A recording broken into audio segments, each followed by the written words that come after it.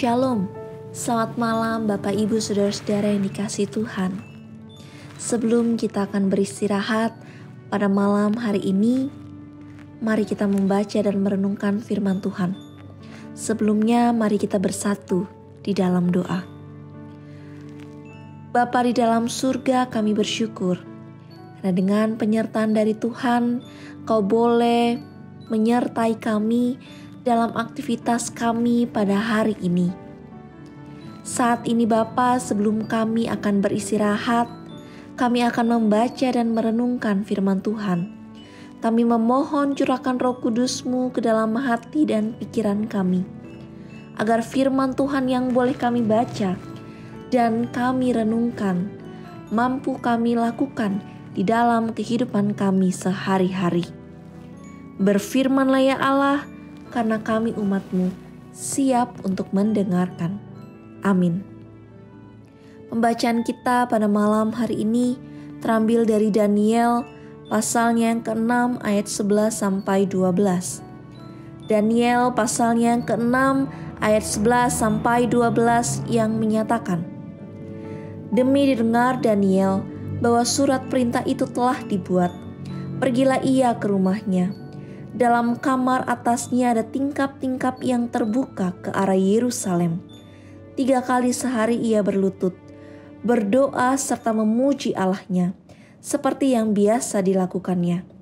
Lalu orang-orang itu bergegas-gegas masuk dan mendapati Daniel sedang berdoa dan memohon kepada Allahnya. Demikian pembacaan Alkitab kita. Selamat malam Bapak Ibu Saudara-saudara yang dikasihi Tuhan. Ketika berada dalam kesulitan, tekanan atau masalah yang berat yang memojokkan status kita sebagai pengikut Kristus, biasanya orang akan mudah sekali untuk berpindah dan melupakan Tuhan. Hal ini didasari dengan rasa takut, khawatir atas tindakan yang akan dilakukan manusia, karena kita memegang status sebagai pengikut Kristus. Jangankan kita, para murid Yesus pun sebenarnya pernah berada pada posisi seperti ini. Kalau kita mau diingat, tindakan Simon Petrus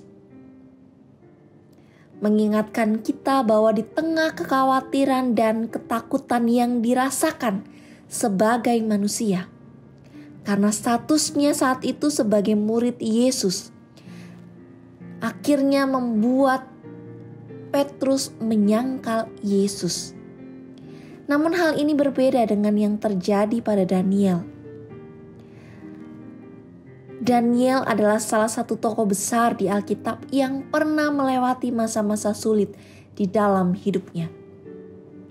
Kala itu para pejabat tinggi pemerintahan Darius berusaha mencari alasan untuk menuduh dan menyalahkan Daniel dengan meminta raja mengeluarkan surat ketetapan, melarang semua orang menyembah Tuhan, dewa atau manusia lain, kecuali kepada raja, dan bagi yang melanggar akan dilemparkan ke gua singa. Siapa Daniel? Daniel adalah tawanan perang yang ditangkap Nebukadnezar, yang bersama dengan orang-orang Yahudi dari golongan atas lainnya dan diangkut ke Babel untuk dididik dan dipekerjakan di pemerintahan.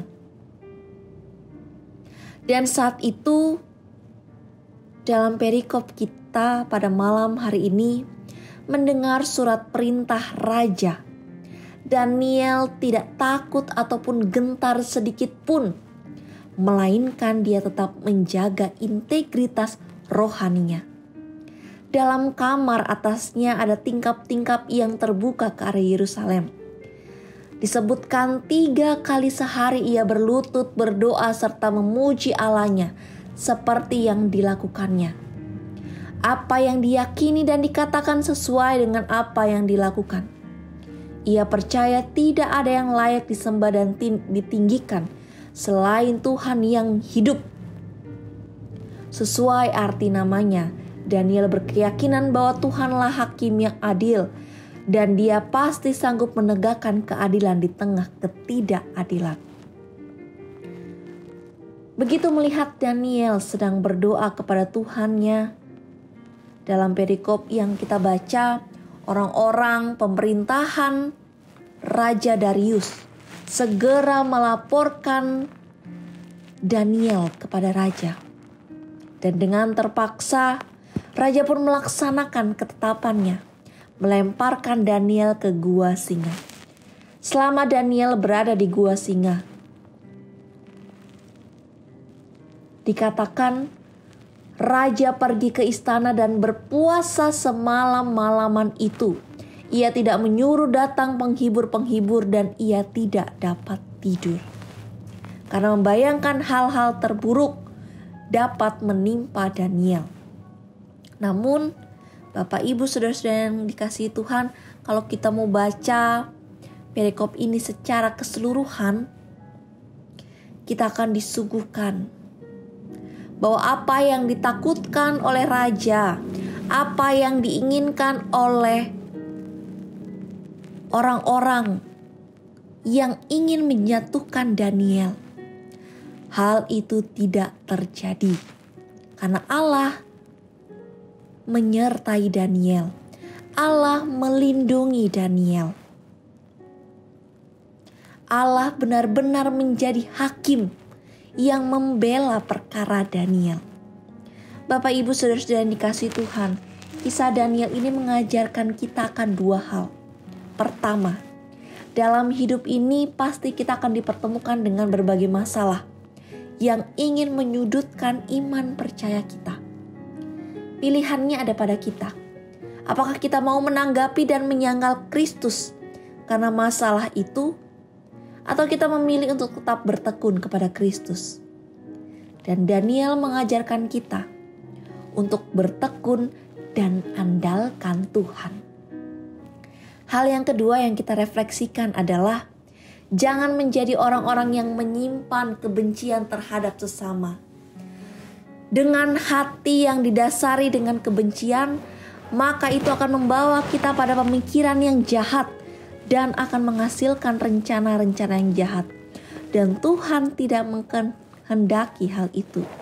Kalau kita baca perikop ini secara keseluruhan, kita akan mendapatkan kesimpulan bahwa orang-orang yang berlaku cemar akan mendapatkan konsekuensinya. Oleh karena itu, mari hiduplah dengan terus mengandalkan Tuhan seperti Daniel. Dan jangan menjadi batu sandungan bagi orang lain, seperti pejabat-pejabat tinggi pemerintahan Darius saat itu. Tuhan memberkati kita. Amin. Mari kita bersatu di dalam doa. Bapa di dalam surga, kami bersyukur Tuhan mau kembali mengingatkan kami. Sebagai pengikut Kristus, kami diajak untuk terus mengandalkan Tuhan. Dan mampukan kami Tuhan, agar kami tidak menjadi batu sandungan bagi orang-orang lain. Mampukan kami untuk tidak memendam rasa benci, tidak memendam rasa ingin menjatuhkan orang lain. Mampukan kami Bapa untuk dapat melakukan setiap firman Tuhan di dalam kehidupan kami. Malam hari ini Bapa, meskipun kami berada tidak bertatap muka secara langsung, kami berada jauh satu dengan yang lainnya. Tapi saat ini kami mau menyatukan hati kami untuk saling mendoakan satu dengan yang lainnya. Dalam setiap pergumulan, baik pribadi maupun keluarga, Tuhan yang mau bersama-sama dengan kami. Tuhan juga yang mau kuatkan kami dalam menghadapi setiap pergumulan. Bapa di dalam surga, kami juga mau berdoa untuk saudara-saudara kami yang saat ini dalam kelemahan tubuh. Tuhan berikan pemulihan yang terbaik yang asalnya daripada Tuhan.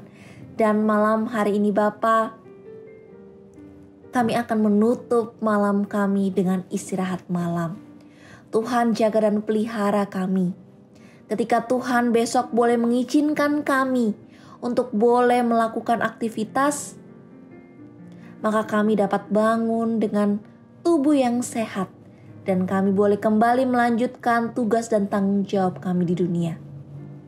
Kami serahkan kehidupan kami ini ke dalam tangan kasih Tuhan. Di dalam nama Anakmu Yesus Kristus Tuhan dan Juru Selamat kami berdoa. Amin. Demikian sapaan malam kita pada malam hari ini. Tetap di rumah, tetap jaga kesehatan, tetap terapkan pola hidup bersih. Tuhan memberkati kita. Amin.